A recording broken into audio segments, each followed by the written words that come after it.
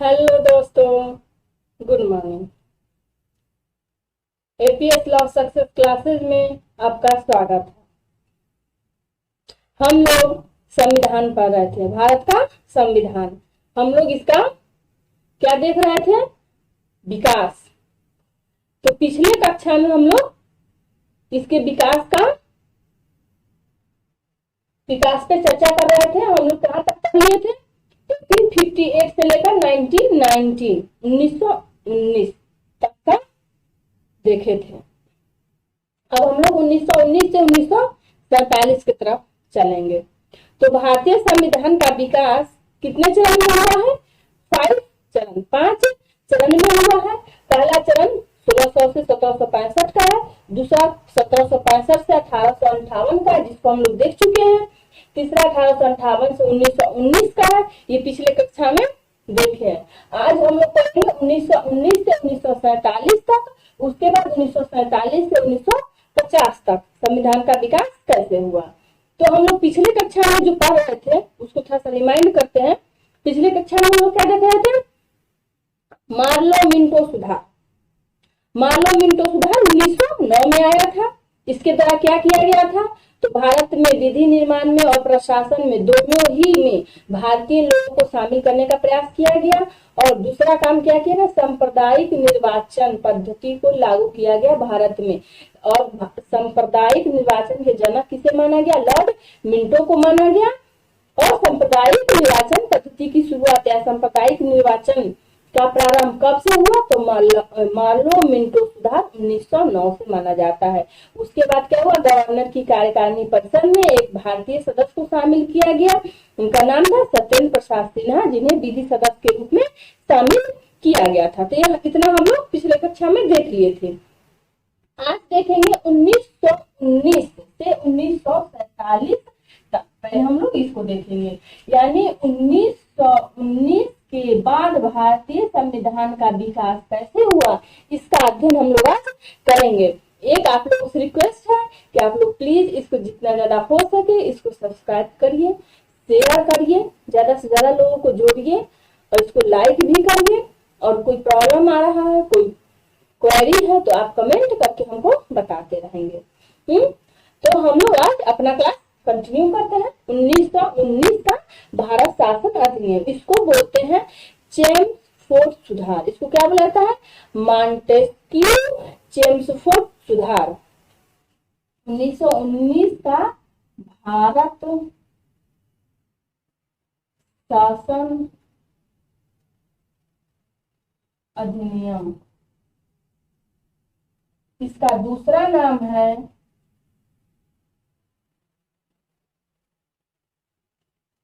Montagu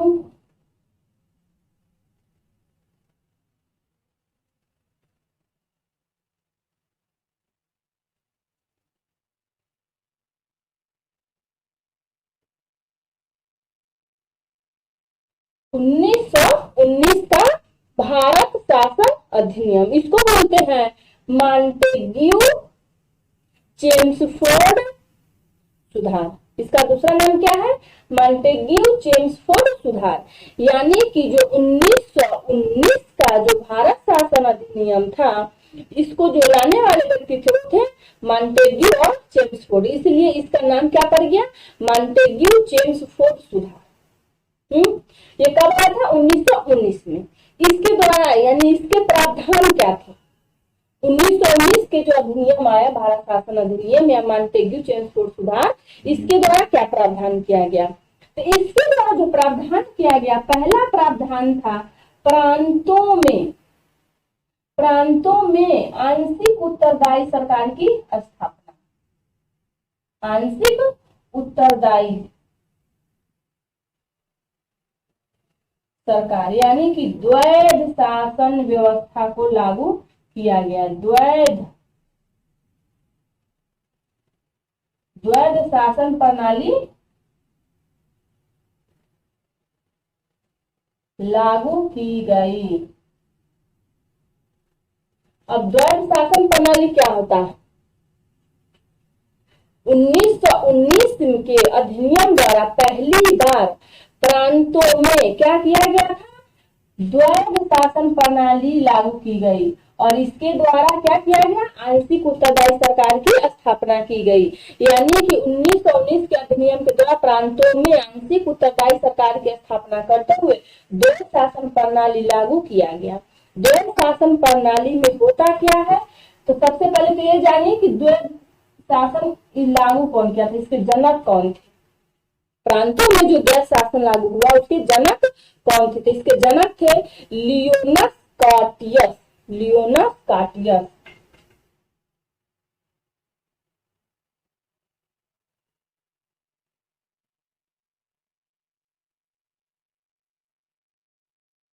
कौन थे इसके जनक,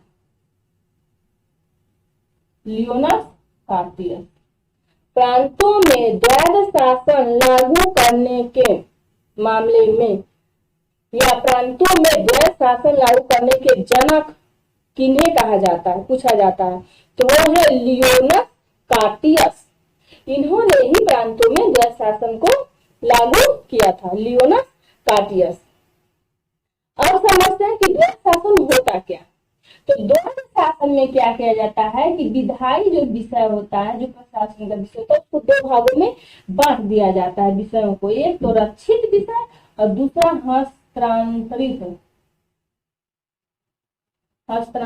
विषय।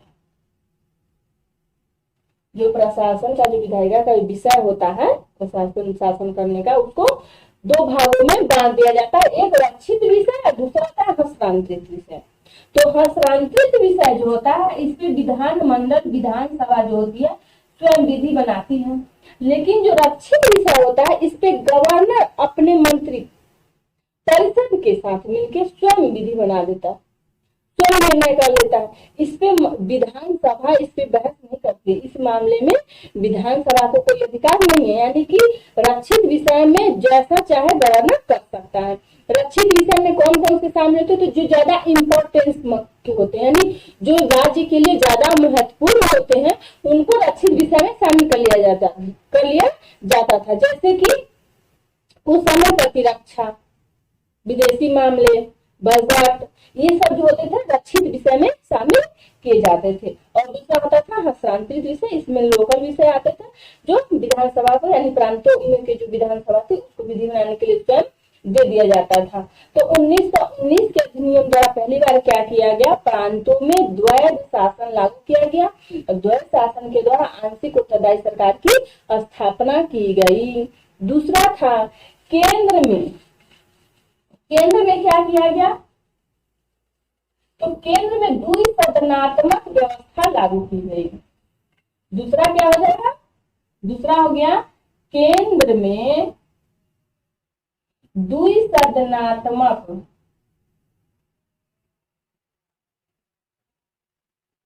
शासन व्यवस्था लागू किया गया।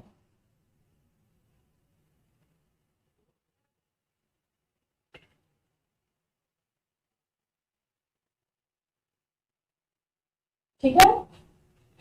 1919 के अधिनियम द्वारा दूसरा क्या काम किया गया, तो केंद्र में द्विसदनात्मक शासन व्यवस्था लागू की गई। यानी कि जो विधायिका थी उसको द्विसदन का बना दिया गया। तो केंद्र में क्या हो गया, द्विसदनात्मक शासन व्यवस्था, यानी द्विसदनात्मक विधायिका की स्थापना की गई। इसमें राज्य परिषद और दूसरा होता था केंद्रीय विधान सभा। पहला राज्य परिषद बनाया गया, राज्य परिषद, और दूसरा केंद्रीय विधान सभा बनाया गया। केंद्रीय विधान सभा। केंद्र में क्या किया गया, द्विसदनात्मक विधायिका की स्थापना की गई।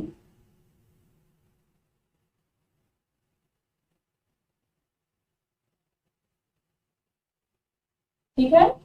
केंद्र में द्विसदनात्मक विधायिका की स्थापना की गई, जिसमें एक होता था राज्य परिषद और दूसरा होता था केंद्रीय विधान सभा। यानी कि जो विधायिका थी, केंद्रीय विधायिका थी, उसको दो भाग में बांट दिया गया, एक राज्य परिषद और दूसरा केंद्रीय विधान सभा में। यानी कि 1919 का जो भारत शासन मॉन्टेग्यू चेम्सफोर्ड सुधार था, उसके द्वारा पहला काम तो राज्यों में द्वैध शासन और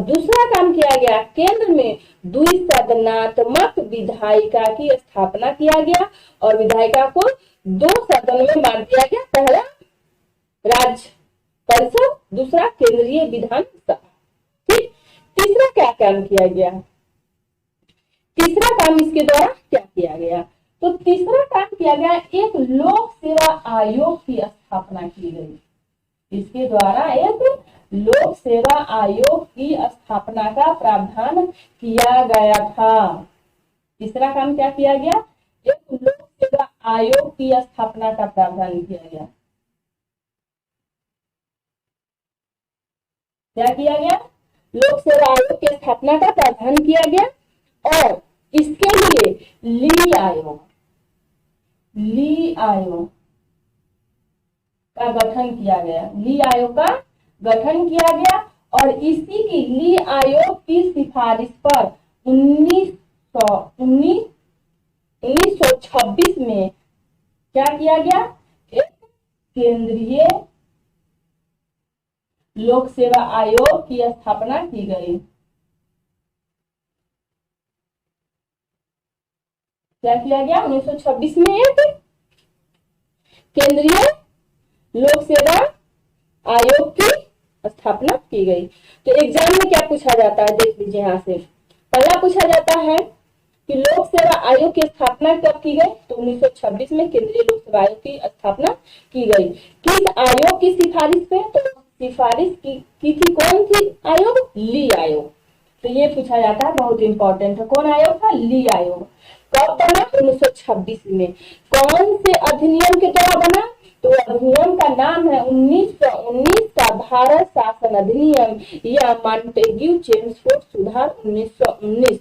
इसके द्वारा क्या किया गया? भारत में सेवाओं के लिए लोक सेवा आयोग की स्थापना की गई, जो कि ली आयोग की सिफारिश पर की गई। कब? 1926। इसमें और क्या काम किया गया? चौथा काम इसके द्वारा क्या किया गया? चौथा काम ये किया गया कि इसके द्वारा एक केंद्रीय बजट को राज्य बजट से अलग कर दिया। मतलब जो बजट होते थे अभी तक वो केंद्र और राज्य का एक साथ होता था, लेकिन 1919 में पहली बार केंद्र का और राज्य का बजट क्या हो गया? अलग अलग हो गया। बजट क्या हो गया? अलग हो गया। ठीक, तो इसके द्वारा बजट को अलग कर दिया गया। अभी तक केंद्र का बजट और राज्य का बजट एक ही साथ आता था, लेकिन अब क्या हो गया? केंद्र का बजट अलग, राज्य का बजट अलग अलग हो गया। इसके द्वारा और क्या काम किया गया? इसके द्वारा 5वां काम किया गया, इसके द्वारा महिला को वोट देने का अधिकार मिला। महिला को वोट देने का अधिकार, पहली बार महिला को वोट देने का अधिकार कब मिला? तो महिला को वोट देने का अधिकार पहली बार 1919 के भारत शासन अधिनियम के द्वारा ही महिला को वोट देने का अधिकार दिया गया। और इस एक्ट के द्वारा क्या किया गया? तो इस एक्ट में प्रावधान था कि 10 वर्ष के बाद एक आयोग की नियुक्ति की जाएगी। इसमें क्या प्रावधान था कि 10 वर्षों के बाद एक आयोग का गठन किया जाएगा। आयोग का गठन किया जाएगा, ये इसमें प्रावधान था। ठीक है, इसमें 1919 के भारत शासन अधिनियम में प्रावधान किया गया था कि इस अधिनियम के लागू होने के 10 वर्षों के बाद एक आयोग का गठन किया जाएगा, जो प्रशासन और विधि का जो व्यवस्था है पूरा का क्या करेगा? निरीक्षण करेगा, जांच विचार करेगा, उसमें सुधार करने और उसमें कुछ अच्छा चीज लाने का सिफारिश करेगा। और इसी का अनुसरण करते हुए 1927 में क्या हुआ? साइमन कमीशन का गठन किया गया। क्या किया गया? साइमन कमीशन का गठन।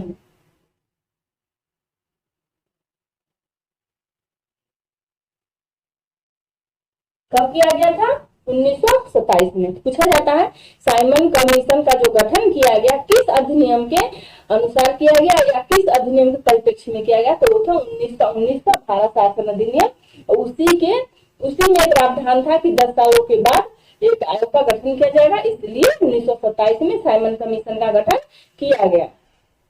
और साइमन कमीशन जब भारत कब आई? 1928 में आई। ठीक, ये कभी कभी पूछा जाता है एग्जाम में, साइमन कमीशन भारत कब आई थी? तो 1928 में आई थी। वो यहाँ के प्रशासन विधि व्यवस्था का जांच की, निरीक्षण की। उसके बाद जो इसने अपनी रिपोर्ट दी वो श्वेत पत्र के नाम से प्रकाशित हुआ।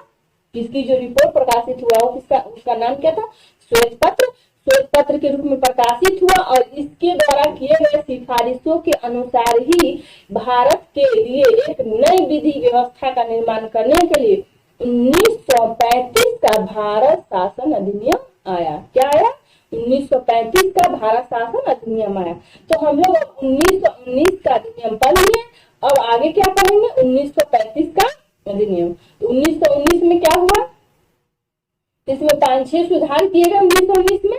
पहले तो राज्यों में द्वैध शासन लगाया गया। केंद्र में जो विधायिका थी उसको 2 भागों में बांट दिया गया। उसके बाद किया गया बजट को अलग कर दिए। उसके बाद महिला को वोट देने का अधिकार दिए। फिर ली आयोग का गठन किया गया। फिर केंद्रीय लोक सेवा आयोग बनाया गया। उसके बाद फिर इसी के परिप्रेक्ष्य में साइमन कमीशन की नियुक्ति हो गई और साइमन कमीशन की सिफारिशों के आधार पे 1935 का भारत शासन अधिनियम पारित किया गया। तो अब हम लोग क्या पढ़ने वाले हैं? 1935 का भारत शासन अधिनियम। तो हम लोग देखते हैं कि 1935 के भारत शासन अधिनियम के द्वारा क्या प्रावधान किया गया। पहला 1935 का भारत शासन अधिनियम। 1935 में भारतीय शासन व्यवस्था में बहुत बड़ा परिवर्तन किया गया था। ग्रेटर चेंज किया गया था अंग्रेज के द्वारा। तो इसमें क्या क्या चेंज किया गया? अंग्रेजों ने भारत के शासन के लिए 1935 में बहुत बड़ा परिवर्तन किया था। तो कौन कौन से परिवर्तन किए गए? तो सबसे पहले ये जो भारत शासन अधिनियम था इसमें कितने अनुच्छेद थे और कितनी अनुसूचियां थी? कभी कभी एग्जाम में पूछा जाता है। तो इसमें जो अनुच्छेद थे, अनुच्छेदों की जो संख्या है वो 321 है और अनुसूची की जो संख्या है वो अनुसूचियां है 10। ठीक, अगर आपसे पूछा जाए कि भारत शासन अधिनियम 1935 में कितने आर्टिकल्स थे, तो आर्टिकल की संख्या है 321 और अनुसूची शेड्यूल कितने हैं? तो शेड्यूल है 10। कितने थे? भारत शासन अधिनियम 1935 में जो आर्टिकल थे वो 321 थे, जो शेड्यूल थे वो कितने थे? तो 10 थे। ठीक, पहला तो ये हो गया। दूसरा क्या हुआ कि इसके द्वारा भारत में संघात्मक सरकार की स्थापना की गई। संघात्मक सरकार मतलब एक संघ होगा। आज हम लोग कहते हैं ना भारत राज्यों का संघ होगा। तो ये जो संघ की अवधारणा थी सबसे पहले भारत में कब आई? 1935 में। 1935 के भारत शासन अधिनियम के द्वारा ही भारत में संघात्मक व्यवस्था की स्थापना की गई। संघात्मक व्यवस्था का मतलब होता है ऐसी शासन व्यवस्था जिसमें कि प्रांत और केंद्र की स्थापना की जाती है। मतलब सारे जो क्षेत्र होते हैं वो प्रांतों में बटे होते हैं और सारे प्रांत एक केंद्र के अधीन होते हैं। केंद्र मतलब पूरे शासन व्यवस्था में एकता स्थापित करके जो प्रशासन में हेड होता है वो ऊपर बैठा जो होता है वो केंद्र सरकार होता है और जो पूरा क्षेत्र होता है उसको प्रांतों में बांट दिया जाता है और प्रांतों का अपना शासन व्यवस्था होता है और वह केंद्र के अधीन रहते हुए अपने प्रांतों का क्या करते हैं? शासन व्यवस्था चलाने के लिए स्वतंत्र होते हैं। तो पहली बार जो संघात्मक व्यवस्था की स्थापना की गई भारत में वो 1935 के अधिनियम के द्वारा की गई। और इसमें दूसरा काम किया गया, केंद्र में द्वैध शासन की स्थापना की गई। केंद्र में द्वैध शासन 1919 के अधिनियम में देखें कि लियोनस स्टाटियस ने प्रांतों में द्वैध शासन की स्थापना किया, लेकिन 1935 में क्या किया गया? केंद्र में द्वैध शासन की स्थापना की गई। केंद्र में द्वैध शासन की स्थापना की गई, यानी कि विषयों को 2 भागों में बांट दिया गया, रक्षित और हस्तांतरित। रक्षित में वो विषय आ गए जो देश के लिए ज्यादा महत्वपूर्ण थे, जैसे प्रतिरक्षा, विदेशी मामले, ये सब आ गए। बजट, राजस्व, रेशम। और हस्तांतरित विषय में वो सारे विषय आ गए जिसपे विधायिका स्वयं विधि बना सकते थे। तो ये पहला काम किया गया कि संघात्मक व्यवस्था लाया गया। दूसरा काम किया गया कि केंद्र में द्वैध शासन की स्थापना कर दी गई। तीसरा काम क्या किया गया, राज्यों में प्रांतों में उत्तरदायी सरकार की स्थापना की गई। प्रांतों में क्या किया गया, प्रांतों में पूर्ण उत्तरदायी सरकार, पूर्ण उत्तरदायी सरकार।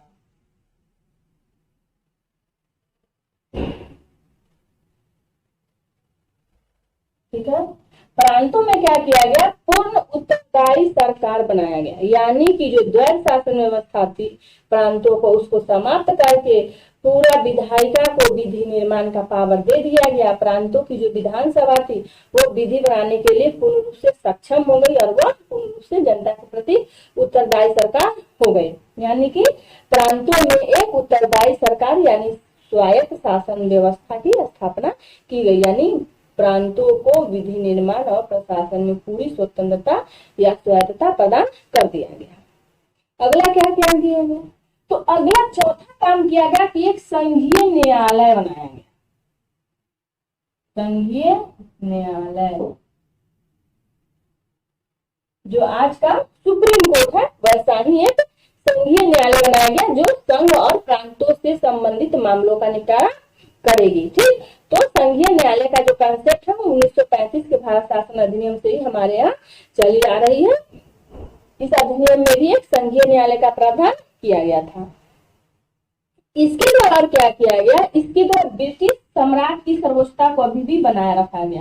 किसकी सर्वोच्चता थी, ब्रिटिश सम्राट।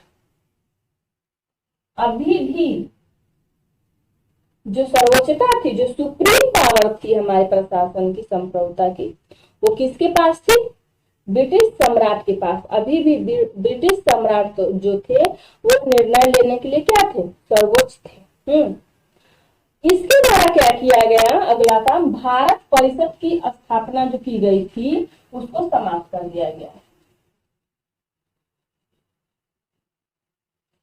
छठवां काम क्या किया गया, इसके द्वारा भारत परिषद की अंत किया गया।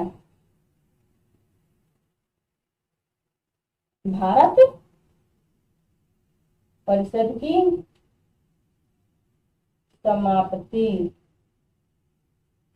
यानी कि 1935 के अधिनियम द्वारा भारत परिषद को समाप्त कर दिया गया। और सांप्रदायिक निर्वाचन पद्धति का विस्तार कर दिया गया।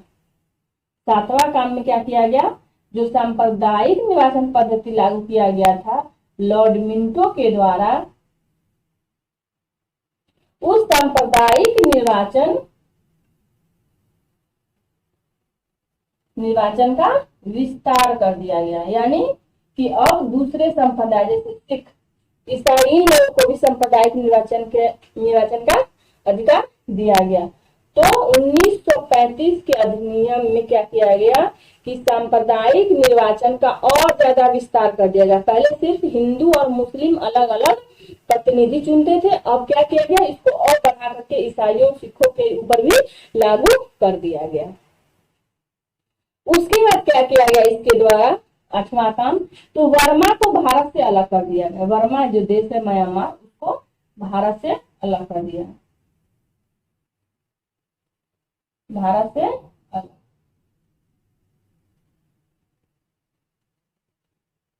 यानी वर्मा एक स्वतंत्र देश बन गया, भारत से अलग हो गया। कब, 1935 में। 1935 के भारत शासन अधिनियम के द्वारा वर्मा यानी जो आज का म्यांमार है उसको क्या कर दिया गया, भारत से अलग कर दिया गया। और 1935 के अधिनियम द्वारा क्या किया गया, तो क्या किया गया, एक रिजर्व बैंक की स्थापना की गई। रिजर्व बैंक, केंद्रीय रिजर्व बैंक। भारत शासन अधिनियम 1935 के द्वारा क्या किया गया, तो एक केंद्रीय रिजर्व बैंक की स्थापना कर दी गई। तो ये थे 1935 के अधिनियम के द्वारा किए गए कुछ महत्वपूर्ण कार्य जो आपको जानना चाहिए। ठीक है, तो हम लोग 1935 का अधिनियम पढ़े थे, इसके द्वारा क्या क्या किए गए। तो सबसे ज्यादा इंपॉर्टेंट जो पूछा जाता है तो वो है प्रांतों में स्वायत्त शासन की स्थापना कब की गई, तो की गई 1935 में। राज्यों को स्वायत्ता, पूर्ण स्वायत्ता प्रदान कर दी गई 1935 में। केंद्र में क्या किया गया, तो केंद्र में किया गया कि द्वैध शासन लागू कर दिया गया। सांप्रदायिक निर्वाचन को और बढ़ा दिया गया। तो ये कुछ काम थे जो 1935 के अधिनियम द्वारा किए गए थे।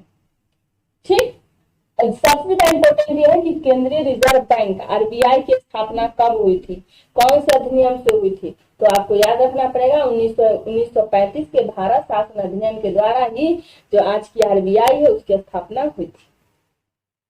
इसके आगे हम लोग देखेंगे विकास क्रम में 1935 के बाद देखेंगे 1942 1942 इसमें क्या आया था क्रिप्स मिशन।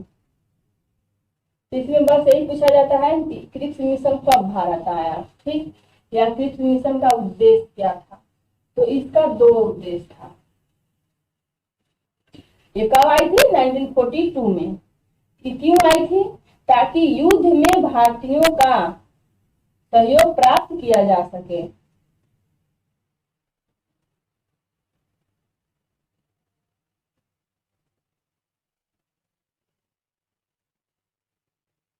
ठीक है, क्रिप्स मिशन जब भारत आई थी उस समय विश्व युद्ध चल रहा था, सेकेंड वर्ल्ड वॉर। तो जब लोग आए तो इनका मेन मोटिव था युद्ध में भारतीयों का सहयोग प्राप्त करना, ये सहयोग प्राप्त करना चाह रहे थे। और इसके लिए उन्होंने कहा कि यदि भारतीय जो भारत के लोग हैं, अगर वो युद्ध में हमारा सहयोग करेंगे तो युद्ध समाप्ति के बाद एक संविधान सभा का गठन किया जाएगा। किसका, संविधान सभा का गठन किया जाएगा। उन्होंने कहा जो भारत के लिए संविधान बनाएगा।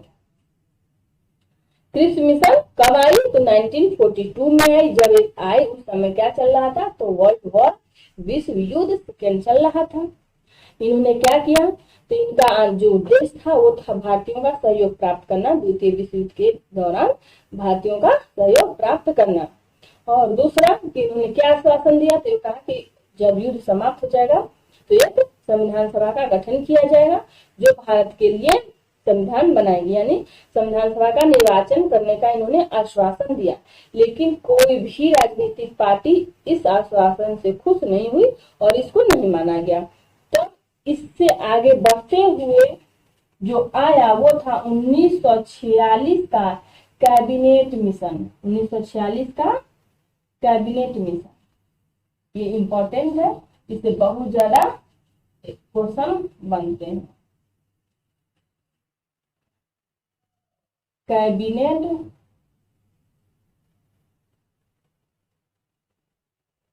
मिशन, कैबिनेट मिशन कब आई थी, 1946 में। तो 1946 की जो कैबिनेट मिशन थी उसने क्या प्रस्ताव किया, तो कैबिनेट मिशन 1946 ये जब आई तो बोली कि भारत में एक संघात्मक सरकार की स्थापना की जाएगी, एक संघ होगा। क्या कहा पहले कि आप लोग एक संघात्मक सरकार की स्थापना। दूसरा कहा कि अब ब्रिटिश प्रभुसत्ता को समाप्त किया जाना चाहिए। ब्रिटिश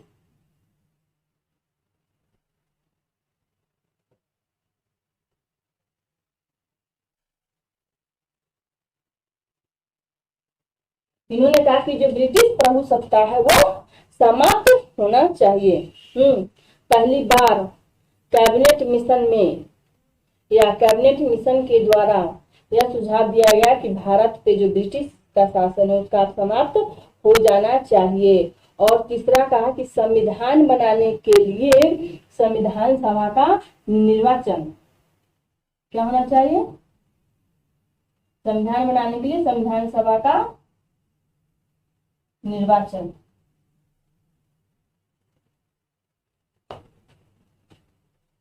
इन्होंने क्या सुझाव दिया कैबिनेट मिशन ने कि पहले तो भारत में संघात्मक शासन व्यवस्था लागू कर दीजिए, दूसरा ब्रिटिश प्रभुसत्ता को समाप्त कर दीजिए, और तीसरा संविधान बनाने के लिए संविधान सभा का निर्वाचन होना चाहिए। ठीक, और ये अधिनियम सारे जो भारतीय नेता थे, जो भारतीय राजनीतिक पार्टियां थी, उनके द्वारा कैबिनेट मिशन का जो भी सुझाव था उसको क्या किया गया, स्वागत किया गया, इसको स्वीकार किया गया। और इसी के आधार पे कैबिनेट मिशन के आधार पर ही जो सुझाव दिए गए उसी के आधार पे क्या हुआ, भारतीय स्वतंत्रता अधिनियम 1947 पारित हुआ। क्या पारित हुआ, भारतीय स्वतंत्रता अधिनियम 1947।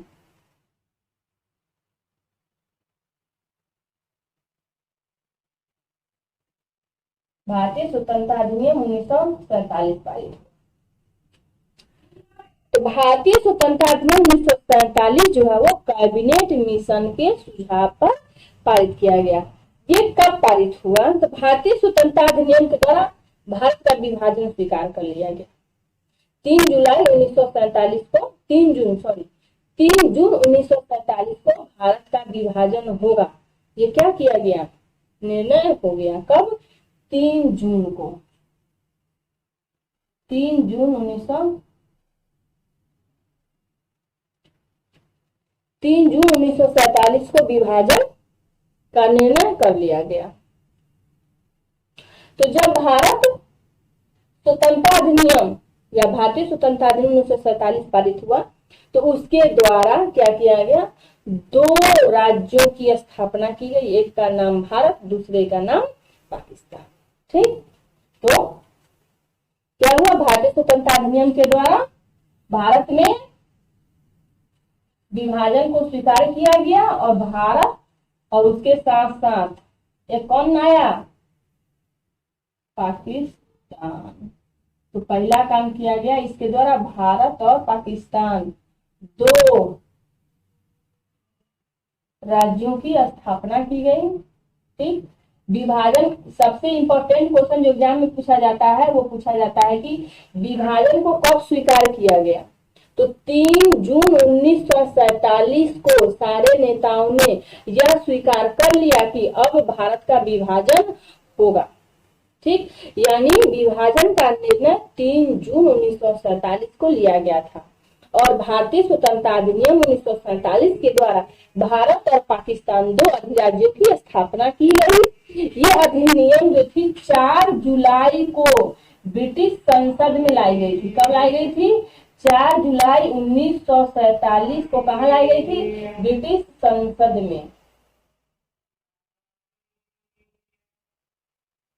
ये पारित कब हुई, 18 जुलाई को। ठीक, 18 जुलाई 1947 को पारित हो गई।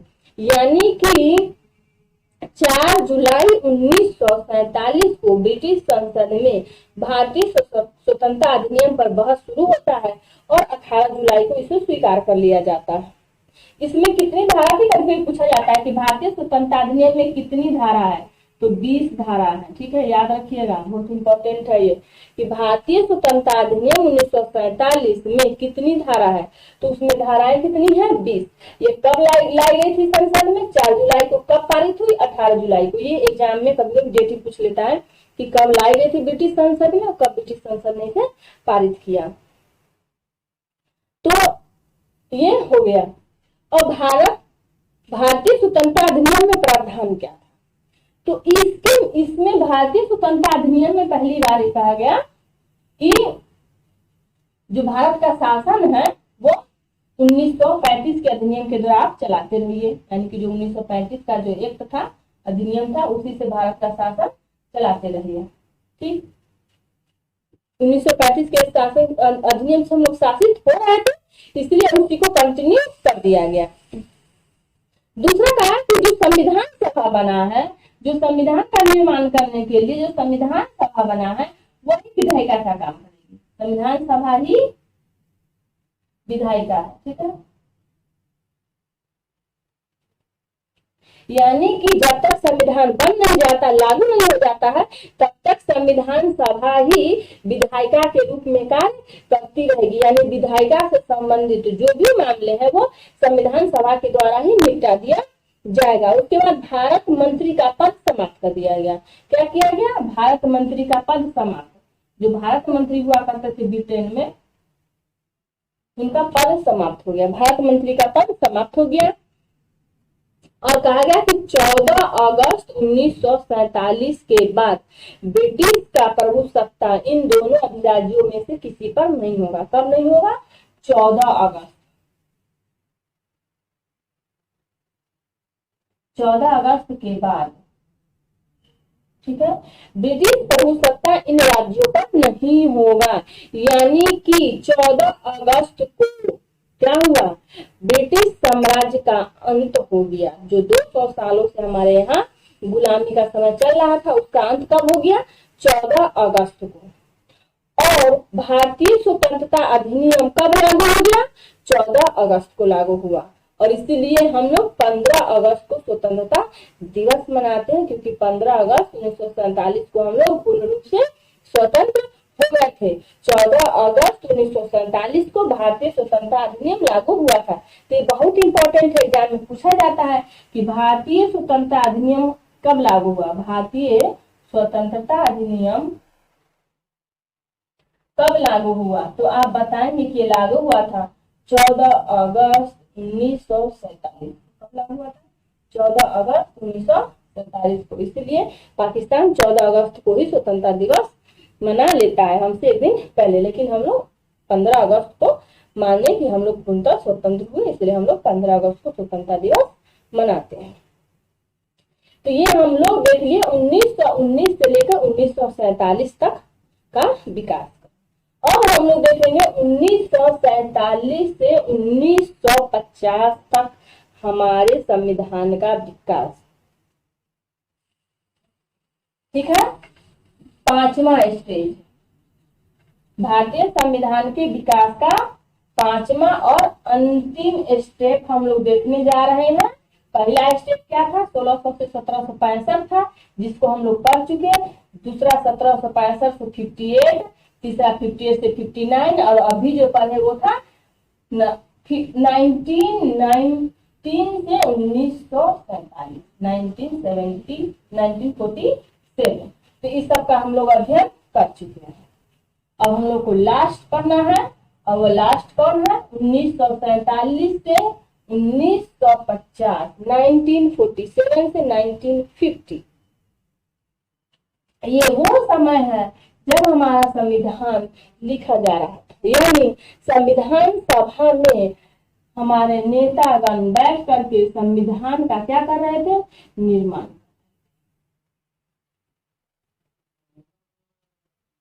ठीक, इससे जो पहला प्रश्न पूछा जाता है यही है कि संविधान सभा का गठन किस अधिनियम से हुआ या किसके प्रस्ताव पे हुआ। तो कैबिनेट मिशन के योजना, जो कैबिनेट मिशन आई थी, तो वही कैबिनेट मिशन के सिफारिश पर हमारे यहाँ संविधान सभा का गठन हुआ। पहला कैबिनेट मिशन की सिफारिश,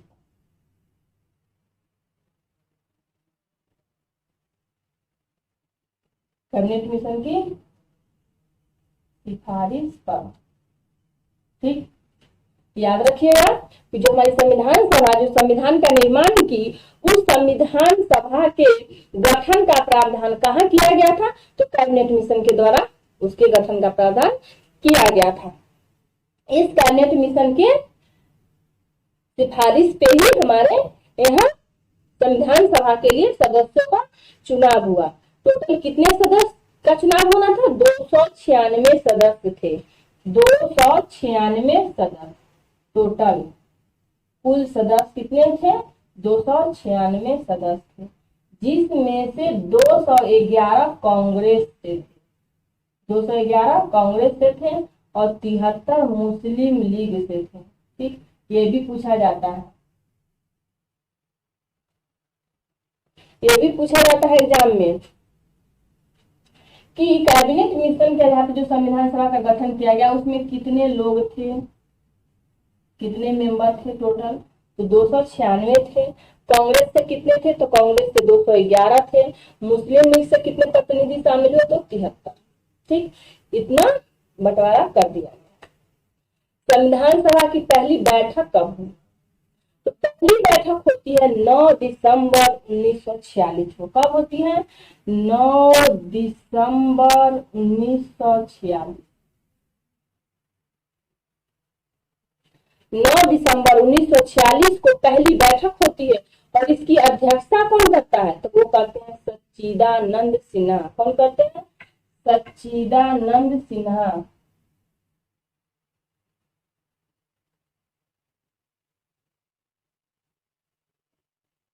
जो 9 दिसंबर 1946 को संविधान सभा की बैठक होती है उसकी अध्यक्षता सच्चिदानंद सिन्हा करते हैं। यानी संविधान सभा के अस्थायी अध्यक्ष कौन हुए? तो अस्थायी अध्यक्ष हुए सच्चिदानंद सिन्हा। यानी कि सच्चिदानंद सिन्हा संविधान सभा के अस्थायी अध्यक्ष थे। तेरी एग्जाम में बहुत इंपॉर्टेंट क्वेश्चन है, बहुत बार पूछा गया है कि संविधान सभा के अस्थायी अध्यक्ष कौन थे? तो ये थे सच्चिदानंद सिन्हा। ये कहाँ से आते हैं? ये बिहार के थे। दूसरा बैठक हुआ 9 दिसंबर के बाद 11 दिसंबर 1946 को। ठीक, 11 दिसंबर 1946 को। इस दिन डॉक्टर राजेंद्र प्रसाद को संविधान सभा का अस्थायी अध्यक्ष चुना गया। किसको? डॉक्टर राजेंद्र प्रसाद को संविधान सभा का अस्थायी अध्यक्ष चुना गया। एग्जाम में पूछा जाता है कि संविधान सभा के अस्थायी अध्यक्ष कौन है? तो डॉक्टर राजेंद्र प्रसाद। कब चुने गए थे? तो संविधान सभा की दूसरी बैठक 11 दिसंबर 1946 को। ठीक है, तो ये हम लोग देख लें कि क्या हुआ। तो इतना संविधान सभा का गठन हुआ, पहले उसका निर्वाचन हुआ, 296 लोग उसमें आए, 211 कांग्रेस से आए और 73 मुस्लिम लीग से आए। अच्छा, कभी कभी पूछा जाता है कि संविधान सभा की विचार, यानी भारत के लिए एक संविधान हो और उसके लिए संविधान सभा बनाया जाए, यह विचार सबसे पहले किसके दिमाग में आया?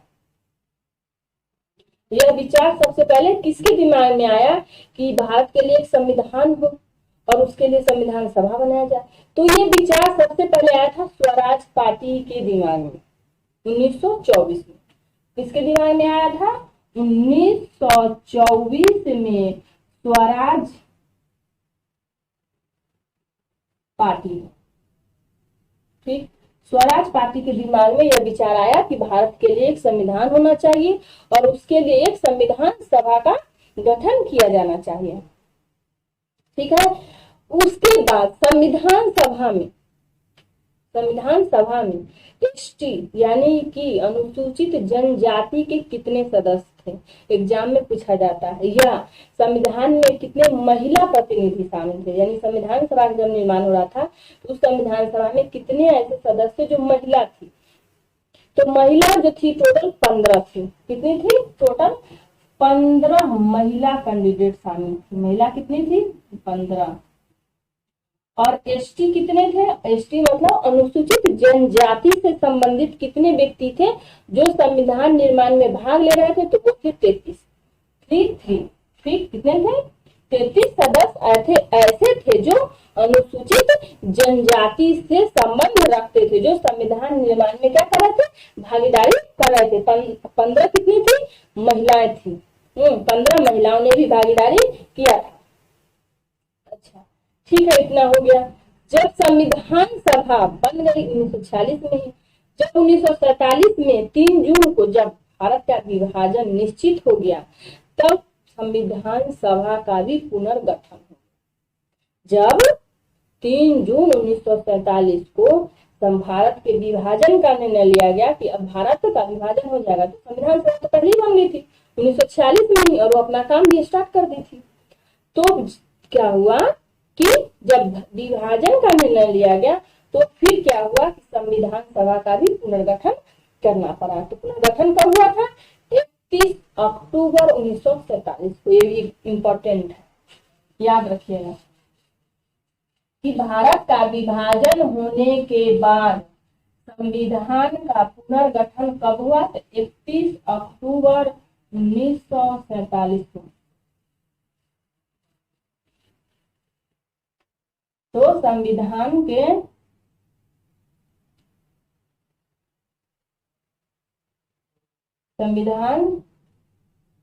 सभा का पुनर्गठन 31 अक्टूबर 1947 को हुआ। ठीक है, कब हुआ? 31 अक्टूबर 1947 को क्या हुआ? संविधान सभा का पुनर्गठन हुआ। एग्जाम में पूछा जाता है कि जब देश का विभाजन हो गया, देश का बंटवारा हो गया, उसके बाद संविधान सभा का पुनर्गठन कब हुआ? तो वो हुआ 31 अक्टूबर 1947 को। 31 अक्टूबर 1947 को कितने सदस्य आ गए? तो टोटल आ गए 299 सदस्य हुए हैं। इस समय जब पुनर्गठन किया गया तो 299 सदस्य पहुंचे हैं। ठीक, कितने हो गए? 299 थे, जिसमें से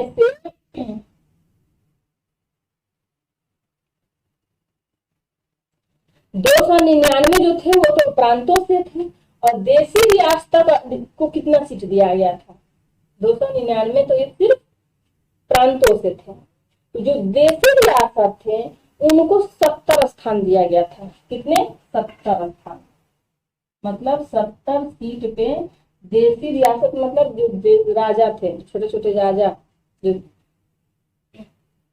भारतीय राजा थे, उनके जो राजवाड़े थे उनको भी प्रतिनिधित्व दिया गया था।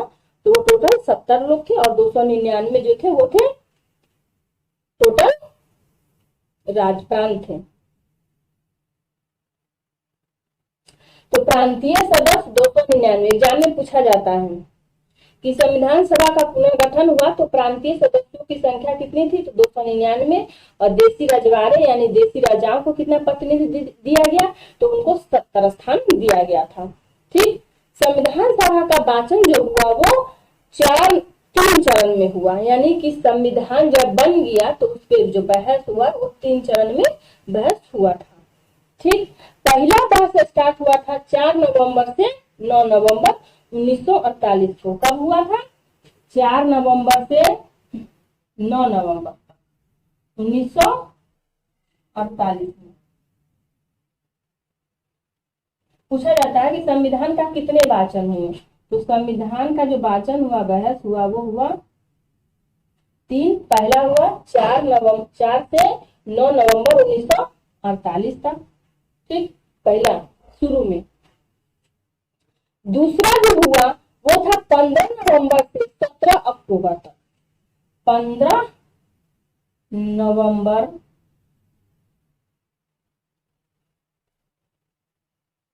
1948 से 17 अक्टूबर 1949 तक। ठीक, ये दूसरा वाचन हुआ। ये बहुत लंबा चला, 15 नवंबर से स्टार्ट हुआ 1948 में, और 17 अक्टूबर 1949 तक चला। तीसरा वाचन जो हुआ वो 14 नवंबर 1949 से 14 नवंबर 1949 से 26 नवंबर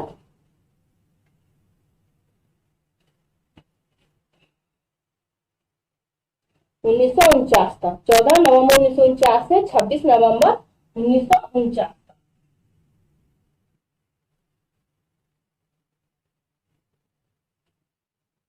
ये दिख ही नहीं रहा, रुको। दूसरा वाचन दिखा।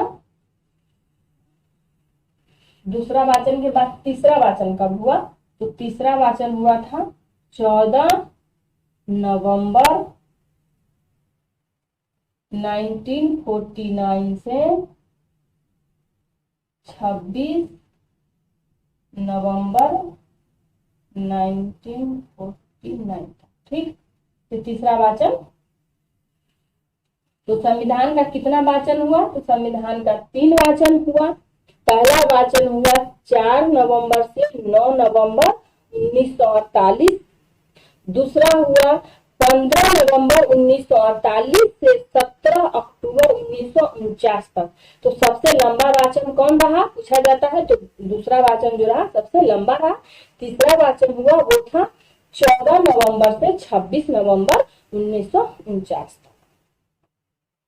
तो ये वाचन हुआ। उसका संविधान बनने में टोटल समय कितना लगा, ये भी बहुत इंपॉर्टेंट है, बहुत बार एग्जाम में पूछा गया है कि संविधान का निर्माण होने में टोटल समय कितना लगा, यानी पूरा समय कितना खर्च हो गया हमारे संविधान को बनाने में। तो जो पूरा समय लगा वो था 2 वर्ष 11 महीना 18 दिन। ये बहुत इंपॉर्टेंट है, बहुत बार पूछा गया है कि संविधान बनने में टोटल समय कितना लगा, 2 वर्ष 11 महीना 18 दिन। टोटल 2 वर्ष 11 महीना 18 दिन में संविधान बन करके तैयार हुआ। कब तैयार हुआ, 26 नवंबर 1949। ठीक, हमारा संविधान टोटल बन के किस दिन तैयार हो गया था, वो दिन है 26 नवंबर 1949। हमारा संविधान लागू कब हुआ, तो 26 जनवरी 1950। ये बहुत इंपॉर्टेंट डेट है, याद रखिएगा, पूछा जाता है एग्जाम में। संविधान कंप्लीट रूप से बन कब गया था, तो बन तो गया था वो 26 नवंबर 1949 को, और इसी दिन कुछ अधिनियम, जो कुछ अनुच्छेद थे वो लागू भी कर दिया गया था। कब, 26 नवंबर 1949 को ही कुछ अनुच्छेद, जैसे नागरिकता से संबंधित जो धारा 3, 4, 5, 6, 7, 8, 9, इनको लागू भी कर दिया गया था। लेकिन पूरा संविधान कब लागू हुआ, पूरा तो वो हुआ 26 जनवरी 1950 को संविधान पूर्ण रूप से लागू हो गई। तो आपसे पूछा जाता है कि संविधान के कुछ अनुच्छेद, कुछ प्रावधान कब लागू हो गए थे, तो कुछ प्रावधान 26 नवंबर 1949 को लागू हो गए थे, जिस दिन हमारा संविधान बन करके तैयार हुआ था। लेकिन हमारा संविधान पूर्ण रूप से कब लागू हुआ, तो पूर्ण रूप से लागू हुआ 26 जनवरी 1950। ठीक है, तो आपको याद रखना है कि हमारा संविधान पूर्ण रूप से कब लागू हुआ, 26 जनवरी 1950। अब हम लोग देख लेते हैं संविधान की कुछ प्रमुख समितियां कौन कौन सी थी और उसके अध्यक्ष कौन थे, क्योंकि ये भी एग्जाम में बहुत बार पूछा जाता है कि संविधान सभा की कौन कौन सी समितियां थी। जैसे एक पूछा जाता है संचालन समिति के अध्यक्ष कौन थे, कौन, किसका, संचालन समिति के अध्यक्ष कौन थे। तो संचालन समिति में क्या है, हम लोग क्या पढ़ रहे हैं, समितियां, संविधान निर्माण से संबंधित समितियां। तो पहली समिति थी संचालन समिति, इसके अध्यक्ष कौन थे, कभी पूछा जाता है। तो इसके अध्यक्ष थे डॉक्टर राजेंद्र प्रसाद। ठीक, कौन थे, डॉक्टर राजेंद्र प्रसाद जो थे संचालन समिति, संचालन मतलब चलाने वाली, इसके अध्यक्ष थे। उसके बाद संघीय संविधान समिति, संघीय संविधान यानी संघ के मामले में, संघ के संविधान में क्या प्रावधान हो संघ के लिए, तो संघीय संविधान समिति के अध्यक्ष कौन थे, तो संघीय संविधान समिति के अध्यक्ष थे जवाहरलाल नेहरू, जवाहरलाल नेहरू। ठीक, कौन थे, संघीय संविधान समिति के अध्यक्ष। और संघ शक्ति समिति के अध्यक्ष कौन थे, इसके साथ ही याद कर लिए, संघीय संविधान और संघ शक्ति समिति, संघ शक्ति समिति के अध्यक्ष कौन थे, तो संघ शक्ति समिति के अध्यक्ष भी कौन थे, वे भी थे जवाहरलाल नेहरू। एक ही जैसा है, एक के साथ याद कर लीजिएगा, याद हो जाएगा आराम से। दूसरा, पहला संघीय संविधान समिति, दूसरा संघ शक्ति समिति, तो दोनों के अध्यक्ष जवाहरलाल नेहरू थे। तीसरा जो पूछा जाता है वो प्रारूप समिति, ये बहुत इंपॉर्टेंट है, ड्राफ्ट कमेटी यानी प्रारूप समिति के अध्यक्ष कौन थे, तो प्रारूप समिति के अध्यक्ष डॉक्टर भीमराव अंबेडकर। प्रारूप समिति के डॉक्टर भीमराव अंबेडकर।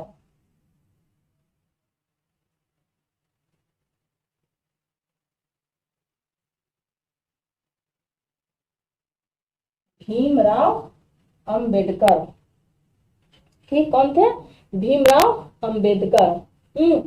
तो भीमराव अंबेडकर जो थे वो कौन थे, प्रारूप समिति के अध्यक्ष।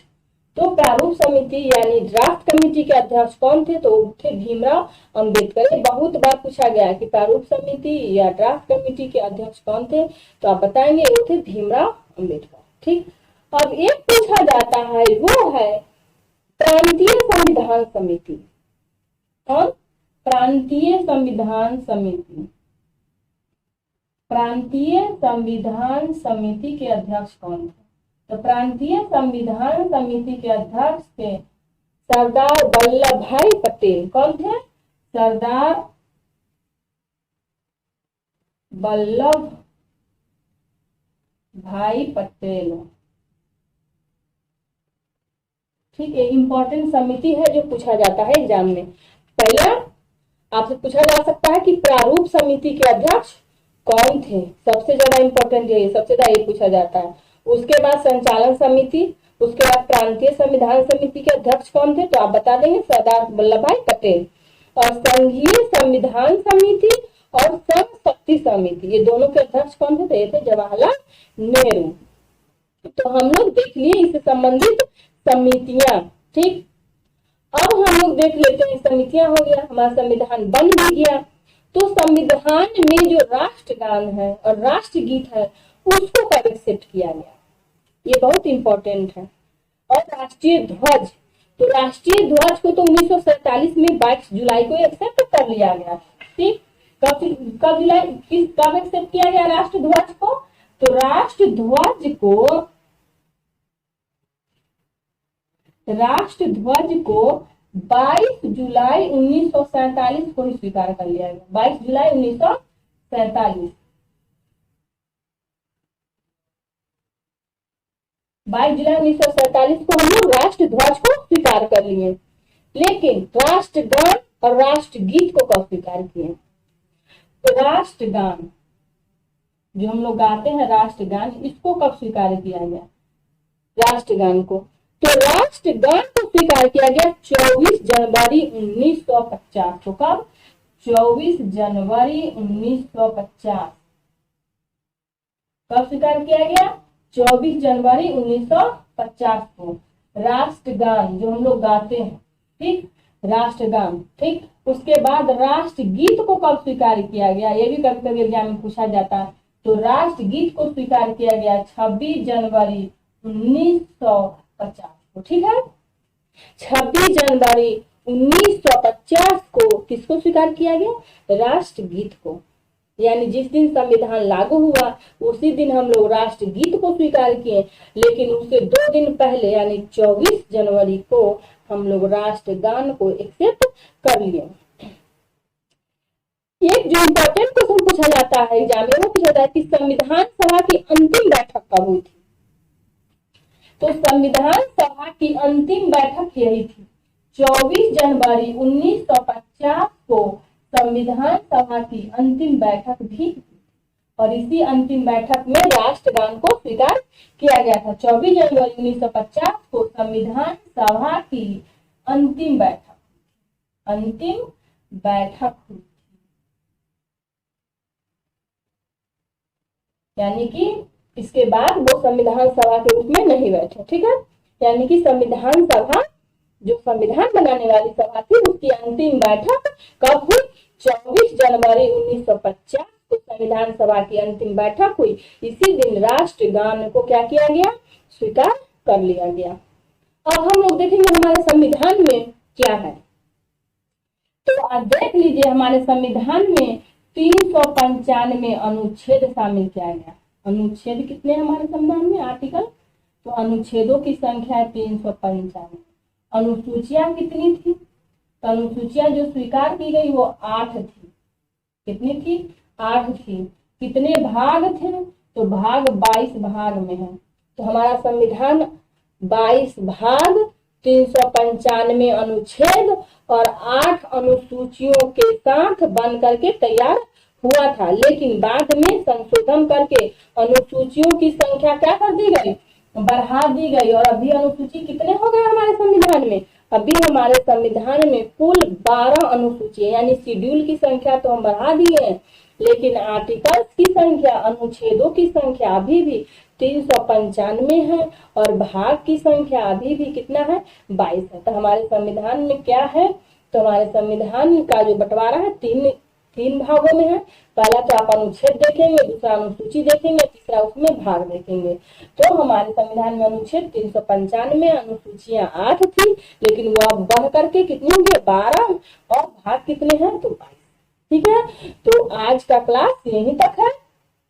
प्लीज आप लोग इसको ज्यादा से ज्यादा शेयर करिए ताकि अधिक से अधिक लोग तक पहुंच सके, अधिक से अधिक बच्चों का इसे लाभ हो सके और मेरा मोटिवेशन भी बढ़ सके। इसको सब्सक्राइब नहीं किए तो सब्सक्राइब कर लीजिए और इसको लाइक कीजिए। यदि कोई प्रॉब्लम हो, कोई क्वेरी हो तो आप कमेंट करके हमको बताते रहिएगा, मैं उसका समाधान करती रहूंगी और आप लोग मन लगा पढ़ाई करते रहिए। Thank you.